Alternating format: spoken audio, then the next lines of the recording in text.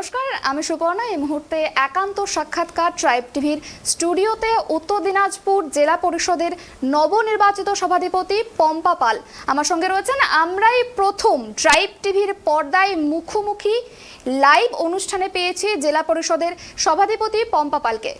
কলেজের গণ্ডি পেরিয়ে একজন গৃহবধূ থেকে তার স্বামী তথা তৃণমূলের দাপুটে নেতা এবং করণদিঘির বিধায়ক গৌতম পালের পদাঙ্ক অনুসরণ করে রাজনীতিতে প্রবেশ করেন এবং 2018 সালে পঞ্চায়েত নির্বাচনে হেমতাবাদের জেলা পরিষদের আসন থেকে তৃণমূলে কংগ্রেসের টিকিটে জয়লাভ করেছেন তিনি।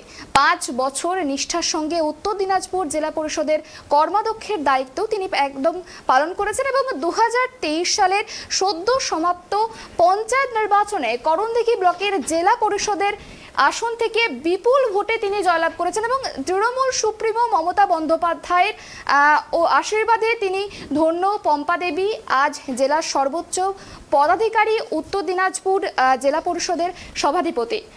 আমরা প্রথমেই দর্শকের সাথে পরিচয় করিয়ে দেব আমাদের উত্তর দিনাজপুরের জেলা পরিষদের নবনির্বাচিত সভাধিপতি।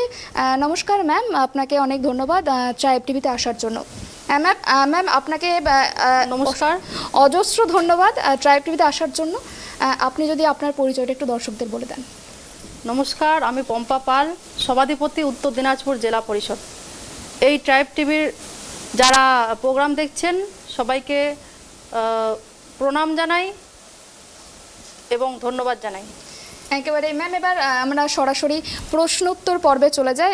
প্রথমে আপনার কাছে যেটা জানতে চাইবো, এই যে রাজনীতির আঙিনা, সেই আঙিনাতে আপনার পদার্পণ কিভাবে হলো যদি একটু বলেন। দেখুন, এই কথাগুলো আবার নতুন করে বলার কিছু নেই। এটা উত্তর দিনাজপুর জেলার সকলেই জানেন যে আমার হাজব্যান্ড মাননীয় বিধায়ক করণদিঘি, উনি দীর্ঘদিন ধরে রাজনীতিবিদ, রাজনীতির সাথে উনি যুক্ত রয়েছেন। বিগত টানা 11 বছর উনি জেলা যুব সভাপতি ছিলেন উত্তর দিনাজপুর জেলার এবং তার সাথে সাথে উনি জেলা পরিষদের জনস্বাস্থ্যের কর্মাধ্যক্ষ উনি ছিলেন। তার পরিপ্রেক্ষিতে উনি যখন বাড়ি থেকে অফিসিয়ালি কাজে বেরিয়ে যেতেন, জেলা পরিষদে যেতেন বা অন্যান্য কাজে উনি বেরিয়ে যেতেন, ওই সময় অনেক লোকজন আসতেন বাড়িতে, অনেক মা বোন আসতেন। তার অনুপস্থিতিতে আমি তাদের সাথে কথা বলতাম, তাদের অভাব অভিযোগের কথা আমি জানতাম এবং তাদের ছোট ছোট কাজগুলো আমি করার চেষ্টা করতাম। দেখুন, কাজ করতে করতে মানুষের উপর একটা ভালোবাসা, মানুষের পরিষেবাগুলো পৌঁছে দেওয়া, কাজ করতে করতে আমার মনের মধ্যে একটা মানুষের পরিষেবা দেওয়ার একটা উৎসাহ বেড়ে গেল। তাতে আমাদের তারপরে আমি মহিলা সংগঠনটা আমি করতাম, মহিলা সংগঠনের সাথে যুক্ত ছিলাম এবং মাননীয় মুখ্যমন্ত্রী মমতা বন্দ্যোপাধ্যায় 2018 সালে আমাকে হেমতাবাদে জেলা পরিষদের টিকিট উনি আমাকে দেন এবং আমি পরবর্তীতে মৎস্য প্রাণী সম্পদ বিকাশের কর্মাধ্যক্ষ ছিলাম। 5 বছর হেমতাবাদ ব্লকে 16 নং জেলা পরিষদ আসন আমার ছিল, সেখানে আমি 5 বছর কাজ করেছি এবং কাজের প্রতি একটা ভালোবাসা, মানুষকে পরিষেবা প্রদান করা এবং এইবারে আমাকে আমাদের উত্তর দিনাজপুর জেলার সকল নেতৃত্ব, জেলার সভাপতি, আমাদের এই উত্তর দিনাজপুর জেলায় 9টি বিধানসভা রয়েছে, সমস্ত বিধায়কগণ থেকে শুরু করে সকলে মিলে আমাকে অনেকটা উৎসাহ জুগিয়েছে এই কাজের জন্য এবং সকলের সমর্থন পেয়েছেন। আমাদের উত্তর দিনাজপুর জেলা পরিষদে 26টি আসন রয়েছে, 23টি আমরা তৃণমূল কংগ্রেস পেয়েছি এবং 3টি বিরোধীরা পেয়েছেন। সকলের সমর্থনে আমি আজকে জেলা পরিষদের সভাধিপতি নির্বাচিত হয়েছি। ম্যাম, আরও যে বিষয়টা জানতে চাইবো, আপনি একটু আগে বললেন যে আপনার স্বামী একজন সক্রিয় রাজনীতিবিদ, একটা সময় জেলা তৃণমূল কংগ্রেসের যুব সভাপতি এবং তারপর তিনি এখন করণদিঘির বিধায়ক। তো আপনার স্বামীর এই ব্যস্ত রাজনৈতিক জীবনে সহযোগিতা কিভাবে পেয়েছেন, মানে কিভাবে করতেন যদি একটু বলেন। দেখুন, উনি এখন বিধায়ক, উনি যখন বিধানসভায় চলে যান, ওনাদের অ্যাসেম্বলি চলাকালীন 7 দিন তো ওনাদেরকে বিধানসভায় যেতে হয়, কলকাতায় থাকতে হয়। তার পরিপ্রেক্ষিতে তো ওই সময় বাড়ির কাজগুলো যেগুলো মনে করুন যে সমাজসেবীর কাজ, বাড়িতে লোকজন আসে, সেই কাজগুলো আমি দেখি। আর এবং বিগত দিনে আমি 5 বছর যে জেলা পরিষদের কর্মাধ্যক্ষ ছিলাম, আমার হেমতাবাদ জেলা পরিষদ এলাকায় উনি যে সমস্ত কাজগুলো আমার যদি কোনো অসুবিধা হতো, কোনো সমস্যা থাকতো, সেগুলো ওই কাজগুলো উনি আমার করতেন। একেবারে ম্যাম, আরও যেটা জানতে চাইবো যে আপনি একজন গৃহবধূ, আপনার স্বামী, পুত্র কন্যা, মানে সংসারের যে বোঝা বা যাকে বলা চলে যে ঘরকন্যা সামলে এই রাজনীতির মাধ্যমে কীভাবে করছেন, যদি সেটা একটু বলেন। দেখুন, আমার ছেলে মেয়ে ছোটোবেলা থেকে, আমার মেয়ের যখন কি বলবো, আমার মেয়ে জন্মানোর আগে থেকেই আমার হাজব্যান্ড রাজনীতির সাথে যুক্ত, বাড়িতে অনেক লোকজন আসেন, সেগুলো দেখে আমার ছেলে মেয়ে অভ্যস্ত। আজকে বিগত দিনে যখন আমাকে মুখ্যমন্ত্রী মমতা বন্দ্যোপাধ্যায় হেমতাবাদে আমাকে জেলা পরিষদের টিকিট দিয়েছেন, ওই সময় আমার ছেলের বয়স ছিল 4 মাস। সেই ছেলেকে আমি রেখে প্রতিদিন সকাল 8টার সময় প্রচারে বেরিয়ে যেতাম, রাত্রি 11টার সময় আসতাম। তো আমার ছেলে মেয়ে মানে জানে যে বাবা মা কাজের সাথে যুক্ত, আর যেটুকু টাইম পাই ছেলে মেয়েকে সময় দেওয়ার চেষ্টা করে। যে বাবা মা থাকছে না, ওদের একটা তো মানে বাবা মাকে কাছে পাওয়ার, আপনারা যেহেতু সব ব্যস্ত দুজনেই, সেক্ষেত্রে কোনোদিন তারা কোনো রকম অভিযোগ করেনি যে কেন আপনারা বাড়িতে থাকেন না? সব কিছু স্টেপ বাই স্টেপ লোক রাখা আছে, ওদেরকে স্কুলে নিয়ে যাওয়া, বাড়িতে টিচাররা পড়াতে আসেন, মাসিরা রয়েছে, তাদেরকে টাইমলি খাবার দেওয়া। আর যখনই টাইম পাই, একটু 1 মিনিটও যদি টাইম পাই, তাহলে ছেলে মেয়েকে দেওয়ার চেষ্টা করি। আমার হাজব্যান্ডের তরফ থেকেও, আমার হাজব্যান্ডও মানে আমি যখন খুব ব্যস্ত থাকি, উনি ছেলে মেয়েকে সময় দেওয়ার চেষ্টা করেন। এইভাবে সব কিছু মিলিয়ে হচ্ছে আর কি। আর হাজব্যান্ড আমাকে হেল্প করেন, আমি ওনাকে হেল্প করি। বাড়িতে মাসিরা রয়েছেন, তারা আমার ফ্যামিলি সব কিছু ইয়ে করেন। আমি প্রথমত পুজো করতে খুব ভালোবাসি। আচ্ছা। আমার সকালবেলা ঘুম থেকে ওঠার পরে স্নান করে আমার 1-1.5 ঘন্টা ঠাকুর ঘরেই লেগে যায়। তারপরে ছেলে স্কুলে বেরিয়ে যায়, আমি নিজের কাজে বেরিয়ে যাই। আর দেখুন, সভাধিপতি হওয়ার পরে ঠিকই আপনি বলেছেন যে দায়িত্ব বেড়ে গেছে। আগে যখন জেলা পরিষদের মেম্বার ছিলাম, ওই সময় হয়তো 5 থেকে 7 ঘন্টা আমি কাজ করেছি দিনে। এখন আমাকে 10 থেকে 15 ঘন্টা, 20 ঘন্টাও হতে পারে আমাকে কাজ করতে হবে। আমি প্রস্তুত।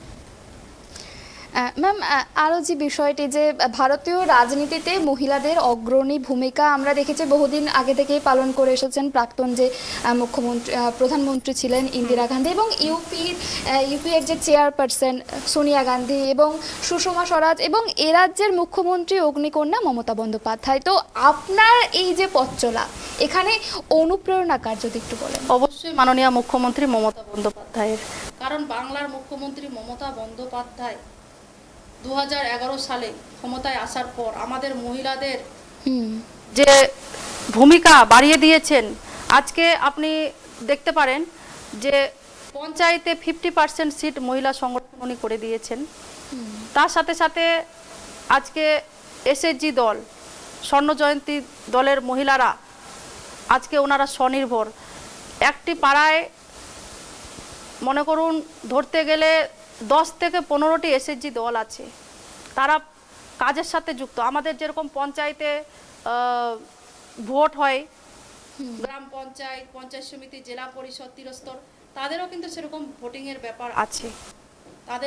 তারা হচ্ছে মনে করুন যে সিএসপি পদে আছে, কোঅর্ডিনেটর পদে আছে, বিভিন্ন কাজের সাথে কিন্তু আমরা মহিলারা যুক্ত। আগেকার দিনে মহিলারা ঘোমটা দিয়ে বাড়িতে শুধু রান্নাঘরে সারাটা দিন কাটিয়ে দিতেন, আর ছেলে মেয়েকে মানুষ করতে কাটিয়ে দিতেন। কিন্তু এখন মাননীয় মুখ্যমন্ত্রী মমতা বন্দ্যোপাধ্যায় ছেলে মেয়ের সমান অধিকার দিয়েছেন এই পশ্চিম বাংলায়। আমরা ঘর বাড়ি সামলে, বাচ্চা সামলে, আমরা বাইরেও সামলাচ্ছি। দিদি আমাদের এই পশ্চিম বাংলার সকল মেয়েদের এনার্জি, দিদিকে দেখে আমরা এনার্জি পাই, কারণ দিদি একজন মহিলা মুখ্যমন্ত্রী, উনি গোটা দেশটাকে চালাচ্ছেন। একেবারেই আমাদের আজকের যিনি গেস্ট সভাধিপতি, তিনি কিন্তু বলছেন যে তার পথ চলা, তিনি কিন্তু এই যে অনুপ্রাণিত হয়েছেন শুধুমাত্র মমতা বন্দ্যোপাধ্যায়, আমাদের মুখ্যমন্ত্রী অগ্নিকন্যা মমতা বন্দ্যোপাধ্যায়, তাকে লক্ষ্য রেখে কিন্তু তিনি এগিয়ে গেছেন। আমরা বিরতি নিয়ে ফিরে এলাম আমাদের যে আজকের প্রোগ্রাম এক্সক্লুসিভলি সভাধিপতি এবং আমার সঙ্গে রয়েছেন পম্পা পাল। কথা বলছিলাম, আমরা আবারও কন্টিনিউ করব। পরের যে বিষয়টা জানতে চাইবো ম্যাম, যে পিছিয়ে পড়া উত্তর দিনাজপুর জেলার জন্য রাজ্যের মুখ্যমন্ত্রী এবং বহু উন্নয়ন করেছেন, আমরা সেটা দেখেওছি। এবং এই জেলার উন্নয়নের জন্য আপনি যে এত বড় একটা দায়িত্ব পেয়েছেন, কি কি পরিকল্পনা নিয়েছেন, কি কি পরিকল্পনা রয়েছে? দেখুন, বাংলার মুখ্যমন্ত্রী মমতা বন্দ্যোপাধ্যায়, আমাদের দল তৃণমূল কংগ্রেস 2011 সালে ক্ষমতায় আসার পরে আগে কি ছিল, এখন কি কি উন্নয়ন হয়েছে সেগুলো কিন্তু আমরা সকলেই জানি, সকল রাজ্যবাসী জানি। আমাদের উত্তর দিনাজপুরে উনি সুপার স্পেশালিটি হাসপাতাল করেছেন। তার সাথে সাথে আমাদের যে সমস্ত বিধানসভায় হসপিটাল রয়েছে সেই হসপিটালগুলোতে বেড উনি বাড়িয়ে দিয়েছেন। আগে হয়তো 30টা ছিল, এখন উনি 60-70টা বেড উনি করেছেন টোটালে। তার সাথে সাথে উনি প্রচুর কাজ করেছেন, প্রচুর উন্নয়ন হয়েছে আমাদের উত্তর দিনাজপুর জেলায়। আপনি কি কি পরিকল্পনা নিয়েছেন যে এই এত বড় একটা দায়িত্ব পাওয়ার পর আপনি যাদের এই যে সাধারণ মানুষ তাদের জন্য আপনি কি কি করবেন, কি কি কাজ করবেন, যদি কি কি একটা পরিকল্পনা তো কিছু নিয়েছেন? মাননীয় মুখ্যমন্ত্রী মমতা বন্দ্যোপাধ্যায় এই বাংলার বুকে 67টা প্রকল্প উনি চালু করেছেন। কন্যাশ্রী, রূপশ্রী, সবুজ সাথী, শিক্ষাশ্রী, যুবশ্রী, লক্ষ্মীর ভাণ্ডার, অনেক রকমের উনি প্রকল্প চালু করেছেন। প্রকল্পগুলোর কথা এক এক করে বলতে গেলে হয়তো এই বিকেল থেকে সকাল থেকে রাত হয়ে যাবে, তাও বলে শেষ করা যাবে না। তার সাথে সাথে দিদি রাস্তাঘাটের প্রচুর উন্নয়ন হয়েছে আমাদের পশ্চিমবাংলায় এবং প্রচুর ব্রিজ হয়েছে, ব্রিজের কাজ হয়েছে এবং পিচ রোড হয়েছে প্রচুর, 7 কিলোমিটার 8 কিলোমিটার ধরতে গেলে প্রচুর কাজ হয়েছে। যেগুলো কাজ বাকি আছে আমি আমাদের এমএলএ সাহেবদের সাথে মিলিয়ে দেখব, জেলা সভাপতির সাথে মিলিয়ে দেখব। তৎস আমি আমাদের 26 জন জেলা পরিষদ মেম্বার রয়েছি, সবার সাথে মিলিয়ে দেখব। প্রথমত আমি রায়গঞ্জ ভবনের কাজটা শুরু করাবো। টেন্ডার হয়ে গেছে রায়গঞ্জ ভবনের, আমাদের জায়গাও কেনা আছে কলকাতায় এবং টেন্ডার হয়ে গেছে, কাজটা রিসেন্টলি শুরু আমরা করাবো। ম্যাম, আদিবাসী সমাজের উন্নয়নটা মমতা বন্দ্যোপাধ্যায় প্রথম থেকেই কিন্তু দেখেছেন যে তিনি কিন্তু আদিবাসীদের জন্য বহু উন্নয়ন করেছেন। তো সেক্ষেত্রে আদিবাসী সমাজের উন্নয়ন এবং শিক্ষার অগ্রগতি নিয়ে সেরকম কোনো বিশেষ পরিকল্পনা বা চিন্তাভাবনা আপনার কি কি রয়েছে যদি একটু বলেন? প্রথমত এই ট্রাইব টিভির মাধ্যমে, যেহেতু ট্রাইবালদের এটা চ্যানেল, আমি আদিবাসী সম্প্রদায়ের মায়েদের, গুরুজনদের, ভাইদের অনেক অনেক নমস্কার, প্রণাম, জোহার জানাই। এবং বাংলার মুখ্যমন্ত্রী মমতা বন্দ্যোপাধ্যায় আদিবাসী সমাজটাকে এগিয়ে নিয়ে গেছেন, তাদের গুরুত্ব দিয়েছেন। দেখুন, মাননীয় মুখ্যমন্ত্রী মমতা বন্দ্যোপাধ্যায় বয়স্ক বাবাদের জন্য উনি জয় বাংলা প্রকল্পে, জয় জোহার প্রকল্পে উনি পেনশন দিচ্ছেন এবং মায়েদের 1000 টাকা করে উনি লক্ষ্মীর ভাণ্ডারে টাকা দিচ্ছেন। তার সাথে সাথে আদিবাসী সমাজের যে একটা ধাম, ওনারা যেই মানে ঈশ্বরকে মানেন, ঠাকুরকে মানেন, তাদের একটি করে ধাম উনি করে দেবেন, সেটা টেন্ডার হয়ে গেছে, কাজ শুরু হবে। এবং আমি অনেক জায়গায় গেছি আমার ইলেকশনের সময়, প্রচারে, পঞ্চায়েত নির্বাচনের সময়, মা বোনেরা আমাকে জানিয়েছেন আদিবাসী সম্প্রদায়ের যে আমাদের এটাই আবেদন যে এই ঠাকুরের ইয়েটা আমাদেরকে করে দিতে হবে, যেটা যেই আর কি ওনারা ঠাকুরকে মানেন, একটা ইয়ে থাকে, সেট টাইপের থাকে, সেটা করে দেওয়ার জন্য। একটু বলবো যে আমরা দেখেছি যে আদিবাসীরা শিক্ষার দিক থেকে অনেকটা পিছিয়ে রয়েছে, তো সেক্ষেত্রে আপনি আপনার জেলায় সেই বিষয়টা কিভাবে দেখবেন? দেখুন, এখন আদিবাসীর শিক্ষা ক্ষেত্রে পিছিয়ে আছে কে বলেছে? আদিবাসী সম্প্রদায়ের ছেলেমেয়েরা রীতিমতো স্কুলে যাচ্ছেন, পড়াশোনা করছেন। আদিবাসীর অনেক টিচার রয়েছেন এবং আদিবাসী দেখুন তাদের কি লাগবে শিক্ষার জন্য, সেটা আমি দিদির সাথে আলোচনা করব। বিষয়টা যে অলচিকি ভাষা তাদের যে মূল ভাষা, সেই ভাষায় কিন্তু এখনো বহু বিদ্যালয়ে অলচিকি ভাষায় পড়াশোনা চালু হয়নি, তো সেই ক্ষেত্রে সেই বিষয়টা কিভাবে দেখবেন? দেখুন, অলচিকি ভাষার গুরুত্ব দিয়েছেন মাননীয় মুখ্যমন্ত্রী মমতা বন্দ্যোপাধ্যায়, সম্বর্ধনা দিয়েছেন। তো এটা তো এর আগে ছিল না, ধীরে ধীরে হবে। আর সব থেকে যে বড় বিষয়টা, রায়গঞ্জের বিধায়ক কৃষ্ণ কল্যাণী, তাকে সবাই চেনে, তো তাকে কিভাবে পাশে পেয়েছেন? রায়গঞ্জের এই সার্বিক উন্নয়নে তার ভূমিকা কিরকম, মানে তাকে কতটা মানবিক হিসাবে পেয়েছেন? রায়গঞ্জের জনগণ মাননীয় শ্রী কৃষ্ণ কল্যাণী মহাশয়কে এক কথায় জনপ্রিয় বিধায়ক বলে থাকেন। উনি মানুষের সবসময় সেবার কাজে নিয়োজিত, মানুষের কাজ করেন, মানুষের পরিষেবাগুলো উনি পাইয়ে দেন। আপনারা দেখেছেন যে পঞ্চায়েত নির্বাচনে দুটি জেলা পরিষদ আমাদের রায়গঞ্জ ব্লকের তৃণমূল কংগ্রেসে জয়যুক্ত হয়েছেন। পঞ্চায়েত সমিতি, অল পঞ্চায়েত সমিতি এবং মেম্বাররা আমাদের জয়যুক্ত হয়েছেন। পঞ্চায়েত আমরা গঠন করতে পেরেছি তৃণমূল কংগ্রেস থেকে, রায়গঞ্জ ব্লক থেকে, এবং পঞ্চায়েত সমিতি আমাদের তৃণমূল কংগ্রেসের আছে। তো মাননীয় বিধায়ক রায়গঞ্জ কৃষ্ণ কল্যাণী মহাশয় মানুষ হিসাবে অত্যন্ত ভালো, মানুষকে পরিষেবা দেন, উনি পাইয়ে দেন। এবং আমরা একসাথে কাজ করব পরবর্তীতে। এবং আগামী লোকসভা নির্বাচন রয়েছে, আমাদের সবাইকে হাতে হাত মিলিয়ে, কাঁধে কাঁধ মিলিয়ে, আমাদের জেলার সভাপতি, সমস্ত বিধায়ক সবাই মিলে একত্রিত হয়ে আমরা আমাদের তৃণমূল কংগ্রেসের এমপি জয়ী করে আমরা দিল্লিতে পার্লামেন্টে আমরা পাঠাবো। এটা আমাদের সকলের এখন লক্ষ্য। ম্যাম, আমি কিছুক্ষণ আগেই শুরুতেই বলছিলাম যে আপনি প্রথমে হেমতাবাদের জেলা পরিষদ টিকিটে জিতেছিলেন তৃণমূলের টিকিটে, তাহলে আপনি হেমতাবাদের জায়গায় কেন উত্তর দিনাজপুরে এই পদ এখানটাকে বেছে নিলেন? ওইখানে তো আরও আপনার লড়াইটা আরও সহজ হতো বলে মনে হতো না? কারণ যেহেতু আপনি ওই জায়গাটার সাথে পরিচিত, ওখানকার মানুষের সাথে পরিচিত, তাহলে হেমতাবাদের বদলে কেন? দেখুন, হেমতাবাদের মানুষই বলতে পারবে যে পম্পা পাল হেমতাবাদে কি কি কাজ করেছেন 5 বছরে। আর হচ্ছে আমার আদি বাড়ি হচ্ছে ইটাহারে, ইটাহারে আমার বাড়ি। তো ইটাহার থেকে আমাকে হেমতাবাদে দিদি দিয়েছিলেন, তো সেখানে আমি প্রচুর ভোটে জয়ী হই। আর এইবারে করণদিঘিতে দিয়েছেন, দলের সিদ্ধান্ত।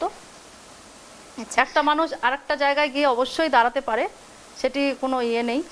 আচ্ছা, আপনি যে এই যে এত বড় একটা দায়িত্ব পেয়েছেন, মাননীয় মুখ্যমন্ত্রীর থেকে কোনো রকম কোনো শুভেচ্ছা বার্তা পেয়েছেন, বা আপনি কোনোদিন চাইবেন যে মাননীয় মুখ্যমন্ত্রীর সঙ্গে গিয়ে একবার সাক্ষাৎকার করতে? অবশ্যই চাইবো। আমি জেলা পরিষদে প্রথম কাজ শুরু করার আগে দিদির বাড়িতে যাব, কালীঘাটে দিদির পা ছুঁয়ে প্রণাম করে আসবো, দিদির আশীর্বাদ নিয়ে আসবো, তারপরে আমি প্রথম কাজ শুরু করব জেলা পরিষদে।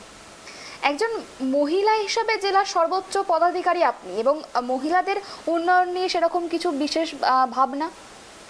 দেখুন, দিদি যা করেছেন মহিলাদের জন্য, দিদি আমাদের অনুপ্রেরণা মহিলাদের জন্য। দিদি প্রচুর মহিলা সমাজটাকে এগিয়ে নিয়ে গেছেন। আমরা আজকে প্রত্যেকে স্বনির্ভর, প্রত্যেকে আমরা স্বনির্ভর, এবং মহিলারা বিশেষ করে প্রচুর কাজের সাথে যুক্ত। তারা মাশরুম চাষ করছে বিভিন্ন রকমের, তারপরে ওই কাঁথা স্টিচের কাজ করছে বাড়িতে বসে। তারপরে মনে করুন সব গোষ্ঠী সব একত্রিত হয়ে মহিলারা ওই বাঁশ দিয়ে যেগুলো ইয়ে হয়, হস্তশিল্প যাকে বলে, সেগুলো কাজ করছে, জুটের কাজ করছে, পাটের জাতীয় সব কিছু। মহিলারা, পশ্চিমবাংলার মহিলারা অনেক এগিয়ে। আর মা বোনেদের মাননীয় মুখ্যমন্ত্রী মমতা বন্দ্যোপাধ্যায় 1000 টাকা করে লক্ষ্মীর ভাণ্ডারে টাকা দিচ্ছেন। আমরা মহিলারা অত্যন্ত খুশি। আমি হচ্ছে নির্বাচনের সময় যখন যেখানেই গেছি স্বতঃস্ফূর্তভাবে মা বোনেরা, গোটা পাড়ার একটা মহিলাও মানে বাকি না, সব মা বোনেরা এসে আমাকে জড়িয়ে ধরে বলেছেন যে দিদি তুই কোনটা দলের লোক? আর মমতা বন্দ্যোপাধ্যায়, ও মমতা দি ছাড়া আমরা কিছু বুঝি না, মমতা দি আমাদেরকে দেখছেন, মহিলাদেরকে মমতা দিকে আমরা দেখব। মমতা বন্দ্যোপাধ্যায়ের যেটা প্রকল্প, যে এই প্রকল্পের কিন্তু প্রচণ্ড, আমরা দেখেছি প্রচণ্ডভাবে কিন্তু সাধারণ মানুষ তার সুনাম করেছে, লক্ষ্মীর ভাণ্ডার, তার প্রভাব রায়গঞ্জে কতটা পড়েছে বা এই উত্তর দিনাজপুর জেলায় কতটা পড়েছে? দেখুন, অনেক জায়গায় আমরা গেছি, হ্যাঁ, ওই যে দিদির সুরক্ষা কবচ কর্মসূচিতে বা ইলেকশনের সময় আমরা বাড়ি বাড়ি গেছি প্রচারে, অনেক মা বোনেদের হয়তো 100 জনের মধ্যে 2-3 জনের হয়তো লক্ষ্মীর ভাণ্ডারের টাকা এখনো ঢোকেনি। তো তাদের হয়তো নামের ভুল বা হচ্ছে স্বামীর নাম ভুল আছে, বয়সের ভুল আছে, এগুলো আবার দুয়ারে সরকার বসবে পরবর্তীতে, এগুলো কাজ আমরা করিয়ে দিব। আমাদের যারা আছে কর্মীরা তাদেরকে দিয়ে এগুলো কাজ আমরা করার চেষ্টা করব। সবাই পাচ্ছেন, সবাই অত্যন্ত খুশি। আগে 500 টাকা করে ছিল জেনারেলদের, আর SC STদের 1000 টাকা, এখন সবাইকে সমানভাবে দিদি দিচ্ছেন 1000 টাকা করে। সবাই অত্যন্ত খুশি মহিলারা। ম্যাম, আরও যে বিষয়টা আমরা দেখেছিলাম পঞ্চায়েত ভোটের প্রাক্কালে অভিষেক বন্দ্যোপাধ্যায় একটি কর্মসূচি শুরু করেছিলেন, নবজোয়ার কর্মসূচি। সেই নবজোয়ার কর্মসূচি কতটা প্রভাব পড়েছে? হ্যাঁ বলি, আপনার আগের প্রশ্ন আছে যে আমি কেন করণদিঘিতে গিয়ে দাঁড়ালাম হেমতাবাদ ছেড়ে। দেখুন, হচ্ছে তৃণমূলে নবজোয়ার গ্রাম বাংলার মতামত, উনি হচ্ছে আমাদের উত্তর দিনাজপুরে করণদিঘিতে ছিলেন এক রাত্রি। তারপরে সেই প্রোগ্রামটি আমাদের গোটা জেলায় ধাপে ধাপে হয়। তো মনে করুন সর্বভারতীয় তৃণমূল কংগ্রেসের সাধারণ সম্পাদক অভিষেক বন্দ্যোপাধ্যায় আমাদের তৃণমূল কংগ্রেসের দিদির উন্নয়ন দেখে এক একটা পাড়া থেকে গ্রাম পঞ্চায়েতের মেম্বাররা 25-30 জন করে বলছেন যে আমরা দাঁড়াবো ভোটে, আমরা ভোটে দাঁড়িয়ে আমরা মেম্বার হবো। জানে যে দিদির উন্নয়ন দেখে সবাই ওই তৃণমূল কংগ্রেসকে ভোট দিয়ে ব্যালট বাক্স ভরবে, সেটা তাদের একটা ছিল যে তৃণমূল কংগ্রেসে ভোটে দাঁড়ালে অনেক কাজ করা যাবে, অনেক উন্নয়ন করা যাবে, মানুষকে পরিষেবা পাইয়ে আমরা দিতে পারবো। তো তার জন্য তিনি সেই কর্মসূচিটি করেছিলেন, তৃণমূলের নবজোয়ার গ্রাম বাংলার মতামত। সেখানে একটা ভোটিংয়ের ব্যাপার ছিল। সেই ভোটিংয়ে যাদের নামে বেশি ভোট পড়েছে গ্রাম বাংলার মানুষ এসে ভোট দিয়েছেন, এবং বিশিষ্ট সমাজসেবী যারা রয়েছেন তারা এসে ভোট দিয়েছেন, যাদেরকে চেয়েছেন তারা সেইভাবে তারা মনে করুন যে টিকিট পেয়েছেন। আর হেমতাবাদেও আমি 100% ভোট পেয়েছিলাম, কিন্তু করণদিঘিতেও আমার ওখানকার মানুষ আমাকে উজাড় করে ভোট দিয়েছিলেন। তার পরিপ্রেক্ষিতে আমাকে মনে হয় দল করণদিঘিতে দিয়েছেন টিকিট। একেবারে আমরা যেমনটা শুনলাম আজকের আমাদের যিনি সভাধিপতি, জেলা সভাধিপতি, তিনি কিন্তু বলছেন যে তিনি কিন্তু সাধারণ মানুষের জন্য কাজ করবেন এবং অনেক রকম পরিকল্পনা করেছেন। এবং তিনি এও বলছেন যে অভিষেক বন্দ্যোপাধ্যায় যে নবজোয়ার কর্মসূচি, সেই নবজোয়ার কর্মসূচি এবং লক্ষ্মীর ভাণ্ডার, এই দুটোর কিন্তু প্রভাব পড়েছে প্রচুর সাধারণ মানুষের উপর। এক্সক্লুসিভ সভাধিপতি নিয়ে আমি চলে এসেছি বিরতির পর আবারও। এবার যে বিষয়টা নিয়ে আমি ম্যামের সাথে প্রশ্ন রাখবো ম্যামের কাছে, যে জেলায় খরা এবং বন্যা দুটোই সবথেকে বড় একটা জ্বলন্ত সমস্যা। তো কিভাবে মেটাবেন এই সমস্যা, মানে কিছু ভেবেছেন যে এই সমস্যা কিভাবে দূর করা যায়? দেখুন, মাননীয় মুখ্যমন্ত্রী মমতা বন্দ্যোপাধ্যায় জল স্বপ্ন প্রকল্পের মাধ্যমে বাড়ি বাড়ি সাধারণ মানুষের কিছুদিনের মধ্যেই জল আমরা বাড়ি বাড়ি পৌঁছে দিতে পারবো, পরিষেবা দিতে পারবো। এমনিতেও আমাদের পঞ্চায়েত থেকে প্রতিটা বাড়ি বাড়ি মনে করুন যে মাট্টু টিউবওয়েল দেওয়া হয়েছে, সোলার পাম্প করে দেওয়া হয়েছে।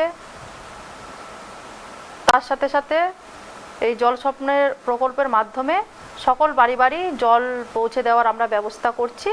জলের সমস্যা সেরকম থাকবে না এই পশ্চিমবাংলায়।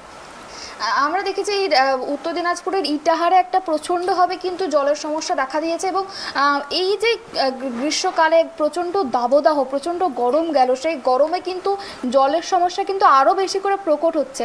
তো সেক্ষেত্রে ইটাহারের মানুষদের জন্য কি ভেবেছেন? হ্যাঁ, ইটাহারে আমরা হচ্ছে আমার হাজব্যান্ড গৌতম পাল যখন জেলা পরিষদের কর্মাধ্যক্ষ ছিলেন, জনস্বাস্থ্যের কর্মাধ্যক্ষ, ওই সময় কিন্তু ইটাহারে উনি যেহেতু ইটাহার থেকে জেলা পরিষদের মেম্বার ছিলেন, তো সেখানে প্রচুর মানে সোলার পাম্প করে দেওয়া হয়েছে। তো গ্রামবাসীর মানুষরা কি করেন, সম্ভবত তারা হয়তো ওটা তো খাওয়ার জল, বিশুদ্ধ পানীয় জল, সেটা ওনারা করেন না, ওনারা বিভিন্ন কাজে ব্যবহার করেন, ভরে ভরে বাড়িতে জল নিয়ে যান, বাথরুমের জন্য, স্নানের জন্য, কাপড় কাচা, বাসন মাজা, সব কিছুর ক্ষেত্রে ওই জল ওনারা অপচয় করে। তো মানে একটি পাড়াতে 3টি পয়েন্টে করা হয়েছিল ইটাহার, সেটা ভদ্রশিলায় সমস্যাটা হয়েছিল, দেখা দিয়েছিল। তো 3টি পয়েন্টে আমরা ট্যাপ সিস্টেম করে দিয়েছিলাম, আর ওই সোলার পাম্পটা এক জায়গাতেই ছিল। ওখান থেকে মানুষরা একদম সারা দিন মানে ট্যাপ খোলা, সারাটা দিন ট্যাপ খোলা, জল অপচয় করেছেন। তারপরে ওটা একটু খারাপ হয়ে গিয়েছিল, তারপরে আমরা সেটা সারিয়ে দিয়েছি। এখন আর কোনো সমস্যা নেই, আপনি খোঁজ নিয়ে দেখতে পারেন ইটাহারে। আচ্ছা ম্যাম, বলছি আপনি যে দলের একজন প্রতিনিধি, আবার জেলার একজন সর্বোচ্চ জনপ্রতিনিধি, সেক্ষেত্রে কর্মক্ষেত্রে বিরোধীদের কিভাবে সামলাবেন? বিরোধীরা তো আমরা দেখেছি প্রত্যেকটা ক্ষেত্রেই শাসক দলকে মানে বিদ্যে প্রস্তুত, মানে কোনো একটা ইস্যু হলো তো শাসক দলের বিপক্ষে তারা কথা বলে, সবসময় বিপক্ষে দাঁড়িয়ে থাকে। তো সেক্ষেত্রে সেই সমস্ত সমস্যাগুলোকে কিভাবে সামলাবেন আপনি? দেখুন, আমাদের পশ্চিম বাংলায় বিরোধী শূন্য বলাই চলে, কারণ আমাদের উত্তর দিনাজপুর ক্ষেত্রে আপনারা গত পঞ্চায়েত নির্বাচনে হয়তো দেখেছেন যে আমাদের উত্তর দিনাজপুর জেলায় 26টি আসন রয়েছে জেলা পরিষদের, সেখানে 23টি আমরা পেয়েছি তৃণমূল কংগ্রেস থেকে, এবং বাকি বিরোধীরা 3টি আসন পেয়েছেন। তো আমি জেলা পরিষদের সভাধিপতি হিসাবে বিরোধীদেরকে যেটা তাদের প্রাপ্য সেটা আমি তাদেরকে মানে বুঝিয়ে দেওয়ার চেষ্টা করব, তারাও যাতে কাজ করার সুযোগ পায়, একসাথে কাজ করব। এবং তার সাথে সাথে আমাদের উত্তর দিনাজপুর জেলায় যে এমপি রয়েছেন, মনে করুন সর্বভারতীয় এমপি যে রয়েছেন আমাদের বিজেপি থেকে, উনি কি কাজ করেছেন আমাদের উত্তর দিনাজপুর জেলাবাসীর জন্য? কিন্তু উনি তো সব সময়ের জন্য মানে কোনো একটা ইস্যুতেই তো শাসক দলের সামনে একদম খাড়া হাতে দাঁড়ান, যাকে বলে না খড়গ হাতে দাঁড়ান তিনি, কারণ তিনি সব সময়ের জন্যই কোনো একটা ইস্যু হলো তখন তিনি চলে আসেন। সেক্ষেত্রে ধরুন আপনার সামনে কোনো একটা সমস্যা হয়েছে, তখন সেই সমস্যা থেকে বেরোনোর জন্য আপনি কি কি পদক্ষেপ নেবেন, বা বিরোধীদের যে রোষ, সেই রোষ থেকে বেরোনোর জন্য কি কি পদক্ষেপ নেবেন? দেখুন, ওনারা এখন বলছেন, যেটা কুৎসা রটাচ্ছেন, যে ডবল ইঞ্জিন ওদের লাগবে। তো মণিপুরের ক্ষেত্রে কি ডবল ইঞ্জিন কি নেই? সেখানে যে আদিবাসী মহিলাদের উপর যে টর্চারিং হলো, অত্যাচার হলো, রেপিংয়ের ব্যাপারটা হলো, সেখানে কি ডবল ইঞ্জিন কি নেই? তা ক্ষেত্রে কেন্দ্রীয় সরকার কি করলেন, তাই না? কেন্দ্রীয় সরকার কি করলেন? কিছুই করেননি। আর দেখুন, আমাদের উত্তর দিনাজপুর জেলায় কেন্দ্রীয় সরকারের কোনো সিট নেই। 26টি আসনের মধ্যে আমরা 23টি তৃণমূল কংগ্রেস, আর বাকি 3টি সম্ভবত কংগ্রেস পেয়েছে। আর ওনারা ভোটের আগে দিল্লি থেকে এরোপ্লেনে উঠে আমাদের উত্তর দিনাজপুরে আসবেন, যে কোনো একটি হোটেলে থাকবেন, আর ধর্মর নামে সুড়সুড়ি তুলে ভোট প্রচারে যাবেন। দেখুন, সাধারণ মানুষ এখন বুঝে গেছে যে উন্নয়ন কে করছে, কোথা থেকে আমরা এত পরিষেবা পাচ্ছি। তাদের ভুল ভ্রান্তিতে তারা কান না দিয়ে তারা এবারও বোঝাতে গিয়েছিলেন কপালের মধ্যে সিঁদুরের টিকা লাগিয়ে, আর হচ্ছে শরীরে গেরুয়া বস্ত্র পরিধান করে জয় শ্রীরাম করে ওনারা ভোট প্রচারে গিয়েছিলেন, কিন্তু মানুষরা তাদেরকে সমর্থন করেনি। দেখুন, আমরাও তো পুজো করি, তাই না? আমরা হচ্ছে যেহেতু বাঙালি, দুর্গা পূজা, কালী পূজা, সব পুজো করি আমরা। মনে করুন যে ওনারা শুধু জয় শ্রীরাম, রামকে নিয়ে ওনারা যত রাজনীতি, নোংরা রাজনীতি, আমরা রামেরও পূজা করছি।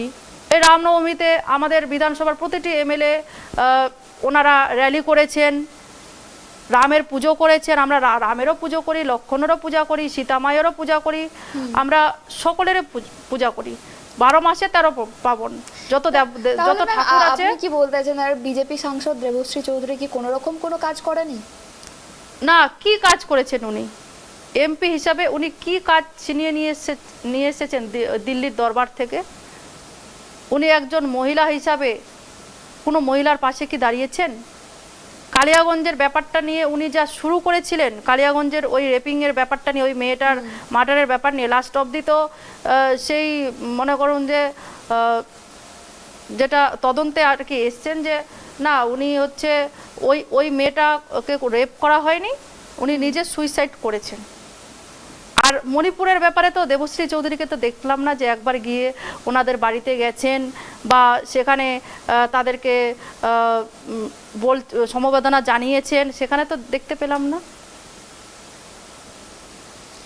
ম্যাম, আরও যে বিষয়টা, যে এই যে বারংবার মমতা বন্দ্যোপাধ্যায় বলছেন যে দিল্লি যাব, কেন্দ্রীয় বকেয়া যে কেন্দ্রীয় যে লাঞ্ছনা, সেই লাঞ্ছনা তিনি ছিনিয়ে নিয়ে আসবেন, তো এই বিষয়টাকে কিভাবে দেখছেন মুখ্যমন্ত্রীর এই যে পদক্ষেপ? এবং সেক্ষেত্রে দেবশ্রী চৌধুরী, তিনি বিজেপি সাংসদ, তার ভূমিকা কি এখানে? তিনি বলছেন তিনি নাকি তিনিও সাধারণ মানুষের জন্য অনেক উন্নয়ন করেছেন। মমতা বন্দ্যোপাধ্যায় বলছে যে কেন্দ্রীয় লাঞ্ছনা, কেন্দ্রীয় বঞ্চনার জন্য সাধারণ মানুষ ভুক্তভোগী। দেখুন, ওনারা একটি প্রকল্প তো এখন অবধি চালু করতে পারেননি। বেটি পড়াও বেটি বাঁচাও প্রকল্পে ওনারা টাকা দিতে চেয়েছিলেন, তো ওনারা তো এখনও দিতে পারছেন না। 1000 টাকা করেও কাউকে এখনও দিতে পারেননি মান্থলি। এবং মা বোনেদের জন্য ওনারা গ্যাস বলে দেবেন, তো গ্যাসের দাম আগে কত ছিল? 350, 400, আর এখন গ্যাসের দাম কত? 1200, না 1280 টাকা হয়তো এখন। তো সেক্ষেত্রে ওনারা কোনো কিছু করতে পারেনি। আর কেন্দ্র সরকার বলেছিলেন যে বছরে 2 কোটি চাকরি দেব, সেটা ওনারা একটি চাকরিও এখনও দিতে পারেননি। তো উন্নয়ন তো দূরের কথা, মাননীয় মুখ্যমন্ত্রী মমতা বন্দ্যোপাধ্যায় উন্নয়ন জোয়ার বইয়ে দিয়েছেন। সেটা কিভাবে বিভ্রান্তি করা যায় তার জন্য আমাদের 100 দিনের কাজের টাকা উনি আটকে রেখেছেন কেন্দ্রীয় সরকার। আর মানুষের বাংলা আবাস যোজনা, ওনার যদি ঘর দেওয়ার যদি ইচ্ছেই যদি থাকতো তাহলে পঞ্চায়েত ইলেকশনের আগে উনি ঘর দিতেন, তাহলে দিতে পারলেন না কেন? তাই না? উনি দিতে পারলেন না কেন ঘর দেওয়ার যদি ইচ্ছাই থাকতো? উনি হচ্ছে সার্ভের মাধ্যমে এমন করলেন যে কয়েকটা প্রোটোকল দিয়ে দিলেন 10 রকমের, যে ফ্রিজ থাকলে, বাইক থাকলে, পাকা ঘর থাকলে, মোবাইল থাকলে ঘর দেওয়া যাবে না। তো সেই প্রসেসিংয়ে সার্ভেটা হয়েছে এবং তারপরে গ্রামের লোকজন একদম মানে ফেপে যে আমরা কেন পাবো না, আমরা হচ্ছে দল করি, আমরা কেন পাবো না, সবাই পাবে, আমরা কেন পাবো না। তো সেক্ষেত্রে ওনার যদি দেওয়ার ইচ্ছে থাকতো তাহলে একটা পাড়াতে 2টো ঘর উনি দিয়ে দেখাতেন, তাই না? আর টাকাগুলো ওনারা আটকে রেখেছেন। মাননীয় মুখ্যমন্ত্রী মমতা বন্দ্যোপাধ্যায়কে উন্নয়নের জন্য কাউকে লাগে না, কিন্তু আমাদের রাজ্যের টাকা সেগুলো কেন্দ্র সরকারকে ফিরিয়ে দিতে হবে। আর দিদি সবাইকে যারা প্রাপ্য তাদেরকে বাড়ি বাড়ি একটা করে বাংলা আবাস যোজনা ঘর তিনি দেবেন, মাননীয় মুখ্যমন্ত্রী মমতা বন্দ্যোপাধ্যায়। ম্যাম, আপনার কাছে শেষ প্রশ্ন নিয়ে যেটা আসবো, যে সাধারণ মানুষ চায় যে একটা স্বচ্ছ প্রশাসন, তো সেই স্বচ্ছ প্রশাসন গড়ে তোলার জন্য এটা কি আপনার কাছে একটা সবথেকে বড় চ্যালেঞ্জ? চ্যালেঞ্জ আগেও ছিল, এখনো আছে, আর ভবিষ্যতেও থাকবে। কি প্রশ্নটা কি করলে? প্রশ্নটা এটাই যে সাধারণ মানুষ চাইছে যে স্বচ্ছ প্রশাসন যাতে হয়, কোনো রকম কোনো মারামারি, খুনোখুনি, দুর্নীতি কোনো রকম যাতে কিছু না হয়। তো সেক্ষেত্রে একটা স্বচ্ছ প্রশাসন গড়ে তোলার জন্য এটা কি আপনার কাছে এটা সবথেকে বড় চ্যালেঞ্জ? দেখুন, স্বচ্ছ প্রশাসন আগেও ছিল, এখনো থাকবে, আবারও বলছি আমি। কারণ আপনারা দেখেছেন আমাদের উত্তর দিনাজপুর জেলায় পঞ্চায়েত নির্বাচনে সেরকম কোনো কিছু আপনারা কোথাও কোনো কিছু খুঁজে পাননি যে মারামারি বা আর কিছু বা মার্ডার কেস, সেরকম কোনো কিছু হয়নি সম্ভবত। আর সভাধিপতি হিসাবে মনে করুন যে আরও যদি কোনো কিছু যদি করতে হয় তো সেটা আমি এসপি সাহেবের সাথে কথা বলবো। একেবারে আমরা কথা বললাম আমাদের উত্তর দিনাজপুর জেলার সভাধিপতির সঙ্গে। তিনি কিন্তু বললেন তার এই পথ চলা, তিনি শুরু থেকে একদম বললেন যে রাজনীতিতে কিভাবে এসেছেন, তার ঘরকন্যা কিভাবে সামলেছেন এবং পরবর্তী ক্ষেত্রে কিভাবে এই যে রাজনীতিটাকে তিনি কিভাবে চ্যালেঞ্জ হিসেবে নিচ্ছেন এবং সাধারণ মানুষের জন্য কি কি কাজ করবেন সমস্তটাই কিন্তু জানালেন। অনেক ধন্যবাদ আপনাকে। আজকের প্রোগ্রাম এই পর্যন্ত। অন্যান্য খবরের জন্য নজর রাখুন ট্রাইব টিভির পর্দায়। নমস্কার।